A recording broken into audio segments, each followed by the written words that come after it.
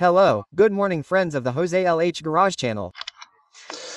I'm going to show you a new series of videos that I'm going to do on the comprehensive maintenance of the Citroen C4 Grand Picasso 1.6 THP with 150 horsepower. This is a 2010 model, it's automatic, well, with a piloted gearbox.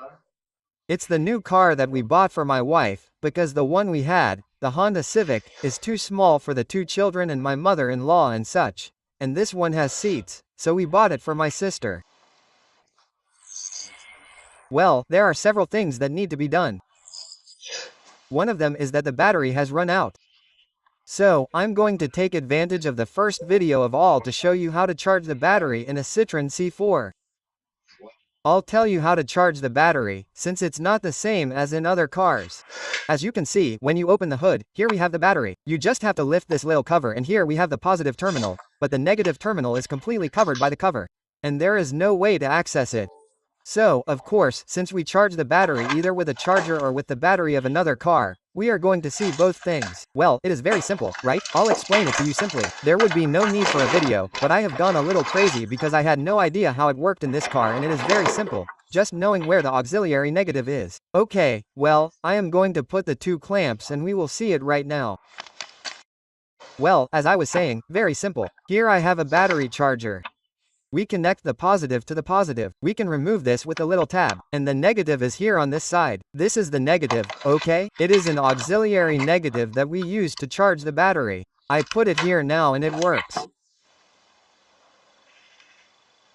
Okay, in this case we have 12.6 because I have just charged it, okay? I just wanted to show you how to do it because I've gone crazy. Okay, then we have the negative on this side, which we want to do with the clamps to charge it with an external battery. With the battery of another car. Same thing. I'm going to put them on. Well, to put the clamps on and charge it with another car, if your batteries were very low, it's the positive of our battery to the positive of the auxiliary battery. We look at the positive of the other car's battery, okay? And then we have the negative here, okay? The negative with the negative, okay? There we would have it and we could start the car without any major problems. To remove it, first we remove the negative. We remove the negative. Once we have started it, for this, the other car would have to be started, okay, so that it would have more amperage to be able to start our car.